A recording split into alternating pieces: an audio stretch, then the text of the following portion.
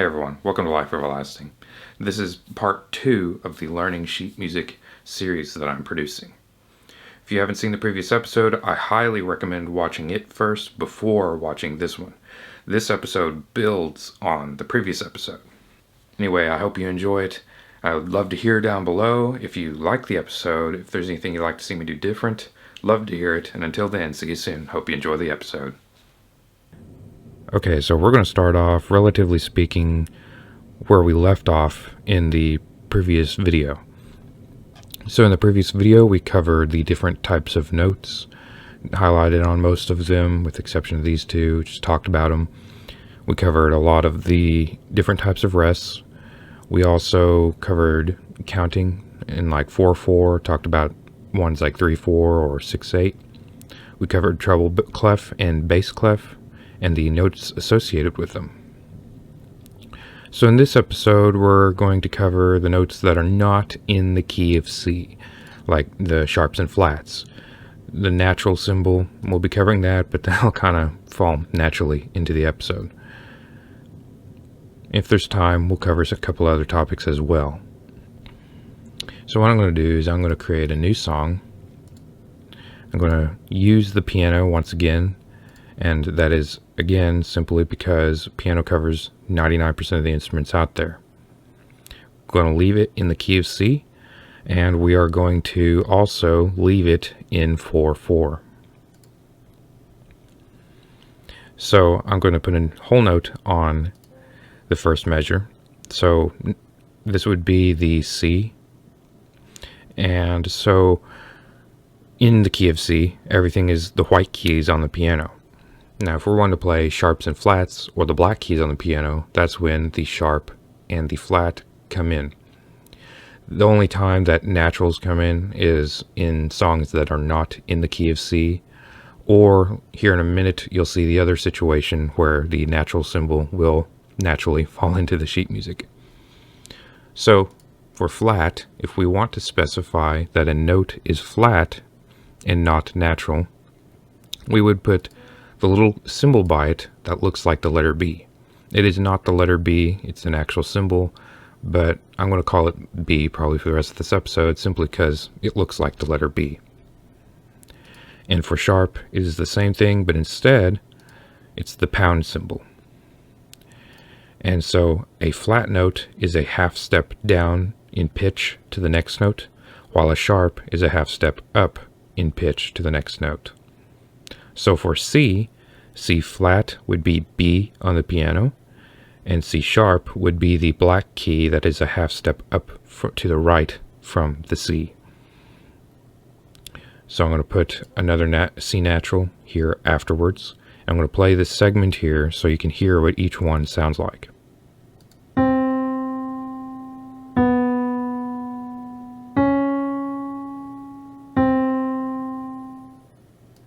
A little funny sounding, but it does showcase what the flat and the sharp signs do to the notes. Now, there are some rules to these notes here when they're specified like this in the measure. Now, when it's at the beginning here by the 4/4, that is saying for the entire song, we're going to be playing the specified notes as flat or sharp. So the whole song, it will not be noted, but it is not shown, but it's understood. Kind of like the .0 after a number. Every number has a .0 by it. It's known but understood. So it's just not shown. And it's the same thing for music. So if it's specified at the beginning, you won't see these symbols throughout the song unless we're stepping out of whatever key it's in. So these little symbols are not restricted to just whole notes. They can be beside any note as well. It's just I used whole notes for example.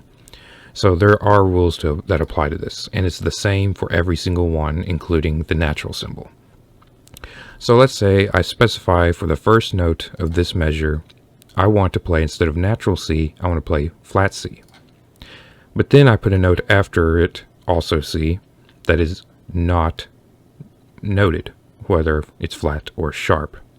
Well, for the remainder of this measure, they're all going to be flat until specified otherwise. Now, it's only for the measure, not the rest of the song. So once this measure concludes, I could insert another measure of just quarter notes, and they will be natural again because of the key of C. And it applies the same for the sharps. So if I put one as sharp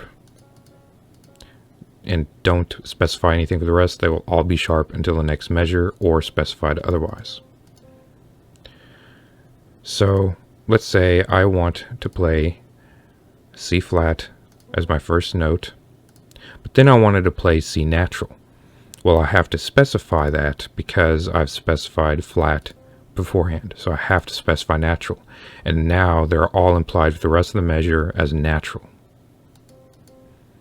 And it don't matter what key you're in, it's always this way.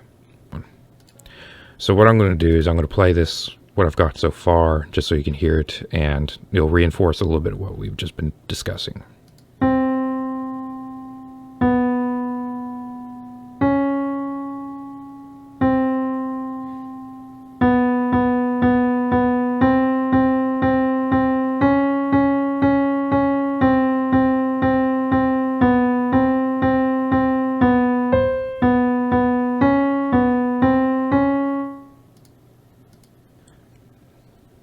So anyway, that is how the naturals, sharps, and flats work.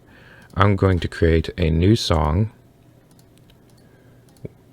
with piano, and I'm going to put this in B flat. I'm going to leave it in 4/4. So we've got a blank song here, blank page here. We're going to do Mary Had a Little Lamb, but in B flat. So in this case, we'll start off on D. So let me fill out the song here. Oh, great. Resize the measure on me and I double clicked. So the rhythm is the same. It's just the notes are not. So as a result, the song is going to sound a bit different. However, again, the rhythm is the same.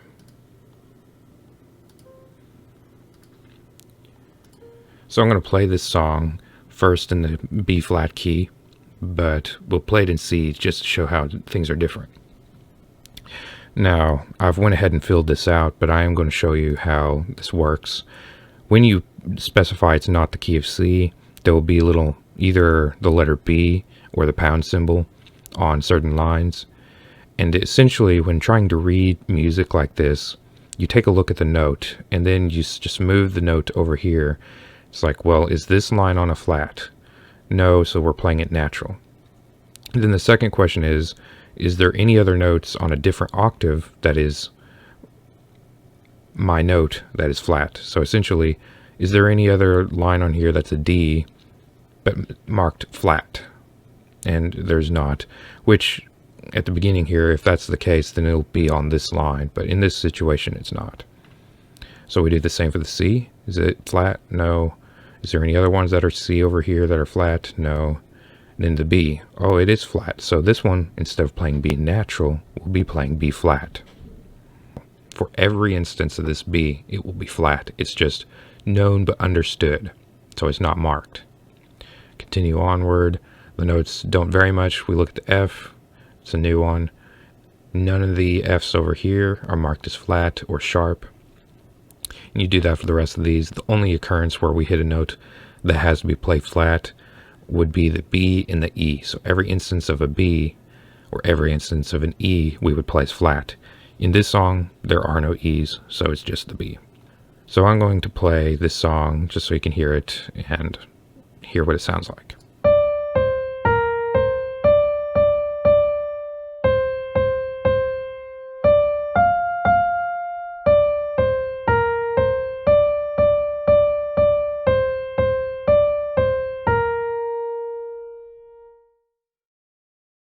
So that's essentially the whole song. What I'm going to do now is I'm going to create a new song, same instrument.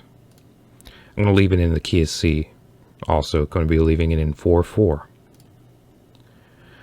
Now what I'm going to do now is I'm going to fill out the same song, but it will be in the key of C. So the notes are written the same, but there's nothing over here.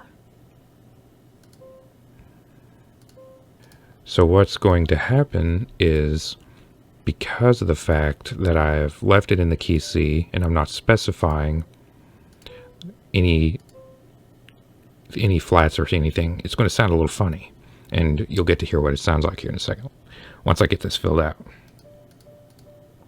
So I'm going to play the song real quick. We'll fix it here in a second. I'll show you how to fix it. But for right now, it's going to sound a little funny when you hear it. And the reason why it sounds so weird is the fact that these are playing natural instead of flat.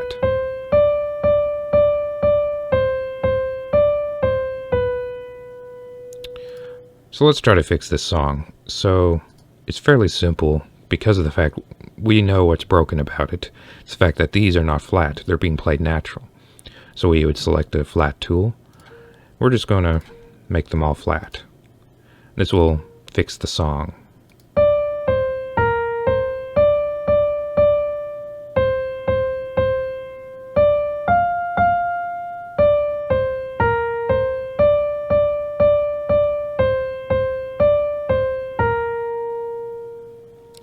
Now, I have seen situations where I find a cool song someone's put on YouTube and they've shared the sheet music and they didn't specify, they just left it broken.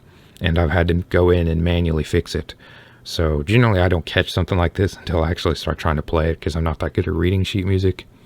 But if you do catch it, generally if it sounds a little off in key or something, generally they didn't mark it right or something. So then you'd have to go in and fix it like I did with this song. But most of the time you'll just see it, be marked over here. Generally what I do when I see something like this, because I don't want to have to go back and forth looking, I'll just go through the entire song once and I'll just fill it out and I'll mark it manually and kind of transfer it from whatever key it is to C and just pretend like every note's outside of the key of C. There's been some weird ones. I'll show you some different key signatures here.